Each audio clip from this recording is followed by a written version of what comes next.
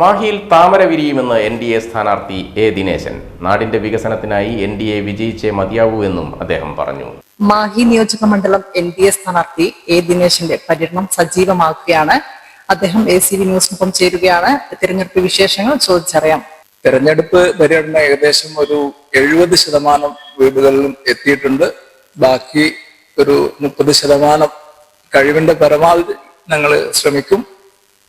ഇനി കുറച്ച് ദിവസങ്ങൾ മാത്രമേ ഉള്ളൂ. കഠിനമായ ചൂടുണ്ട്. എന്നിരുന്നാലും മാഹിയിലെ മുഴുവൻ വോട്ടർമാരുടെയും അഭിപ്രായം ആരാഞ്ഞുകൊണ്ട് വോട്ടഭ്യർത്ഥിച്ചുകൊണ്ടുള്ള പര്യടനമാണ് ഞങ്ങൾ നടത്തുന്നത്. ഈ പര്യടനത്തിൽ തന്നെ മാഹിയിലെ ഞങ്ങളുടെ പൊതുജനങ്ങളുടെ നിരവധി വിഷയങ്ങളും അവരുടെ അവസ്ഥകളും നേരിട്ട് കണ്ട് മനസ്സിലാക്കാൻ സാധിച്ചിട്ടുണ്ട്. അവരുടെ പ്രശ്നങ്ങൾ കൂടി പരിഹരിക്കുന്ന ഒരു മാനിഫെസ്റ്റോ ഞങ്ങൾ തയ്യാറാക്കുന്നുണ്ട്. പ്രാധാന്യമുള്ള ഒരു വിഷയമായിട്ട് കാണുന്നത് രോഗികളുടെ അവസ്ഥയാണ്. മയ്യഴിയിലെ ക്യാൻസർ രോഗികൾ പ്രത്യേകിച്ച് അവരുടെ റിഹാബിലിറ്റേഷന് ഒരു സെന്റർ മയ്യഴിയിൽ സ്ഥാപിക്കുവാനുള്ള എല്ലാവിധ പരിശ്രമങ്ങളും ഞങ്ങൾ അധികാരത്തിലെത്തിയ ആദ്യ നാൾ മുതൽ ആരംഭിക്കേണ്ടതുണ്ട്. വളരെ പരിതാപകരമാണ് മയ്യഴിയിലെ ക്യാൻസർ പേഷ്യന്റുകളുടെ കാര്യം. അതുകൂടാതെ മറ്റു പല വിധത്തിലും പ്രയാസം അനുഭവിക്കുന്ന ജനങ്ങളെ ഞങ്ങൾ നേരിട്ട് കണ്ടിട്ടുണ്ട്. അവരുടെ പ്രയാസങ്ങൾ പരിഹരിക്കുവാനുള്ള പദ്ധതികളും ഞങ്ങളുടെ മാനിഫെസ്റ്റോയിൽ ഉൾപ്പെടുത്തുന്നതാണ്. മയ്യഴിയിലെ ജനങ്ങൾ വലിയ രീതിയിൽ ബഹുജനങ്ങൾ മാറ്റം ആഗ്രഹിക്കുന്നുണ്ട്.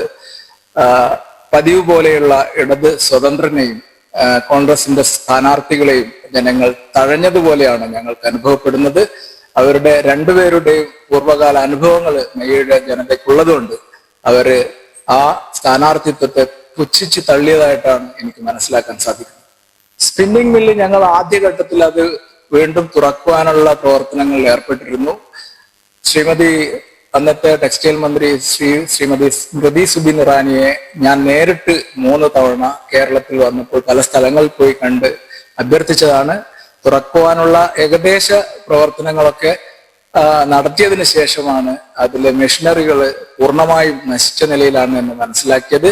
അതുകൊണ്ട് അടുത്ത ഘട്ടത്തിൽ അവിടെയുള്ള മുഴുവൻ തൊഴിലാളികൾക്കും അവരുടെ ആനുകൂല്യങ്ങൾ നൽകിക്കൊണ്ട് പിരിച്ചുവിടാനും ആ സ്ഥലം മാഹിയുടെ വികസനത്തിനായി ഉപയോഗിക്കുവാനുള്ള പുതിയ ഒരു പ്രൊജക്ട് അത് തയ്യാറാക്കി വരികയാണ്.